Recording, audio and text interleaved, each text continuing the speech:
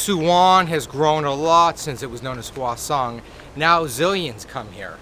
It's become a free economic zone, the second Beijing in Korea. Look at that. High-rises galore, shopping malls that rank with the best in the world.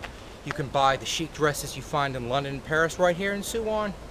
Discotheques that are among the best, the finest, the easiest pickups in the world. Suwon's got it all. The difference between Korean and Chinese palaces is that these Korean palaces, you can chillax. Look at the way they're designed. Wide open doors with special type of papers so that it can keep out the wind. Doors wide open, you can enjoy the breeze in an era before air conditioning was invented. And look at the colors, and look at the craftsmanship. This was the precursor to Samsung. Expert craftsmanship. They would have exported these palaces, but back then it was very expensive to ship palaces overseas, so they stayed only in Korea. And on the roofs of all these palaces, they had 4 or 5 different beasts depicting an ancient Korean myth in which sea creatures and land creatures got married and had kids.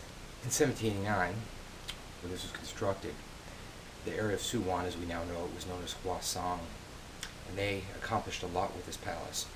The emperor could come here and stay when he wanted. It was great. Loved it.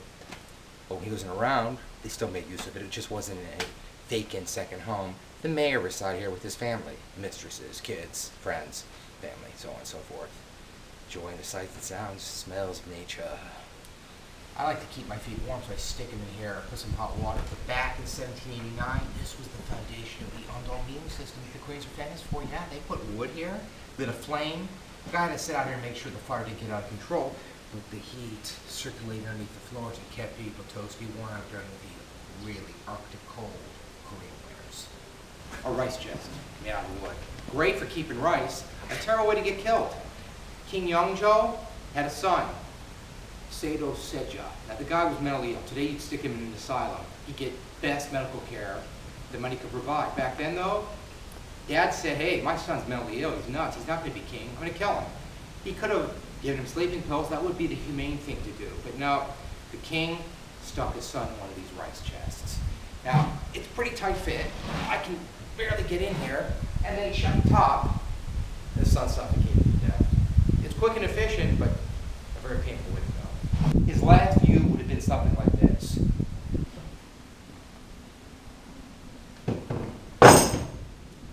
China has its Great Wall, which stretches for 6,000 kilometers. Korea's got a Great Wall too. The Great Wall of Suwon, which stretches 0.6 kilometers. A little bit smaller than the one in China. To protect Korea. They built this little wall here to keep out invaders. No one invaded, so the wall, you could say, worked. Great Wall of Suwon, what remains of it today. Koreans were a lot shorter back then. So were the invaders. About here, the wall didn't have to be as high. Today, some basketball players could probably just stick their hands on top of the wall and hoist themselves over. Times have certainly changed.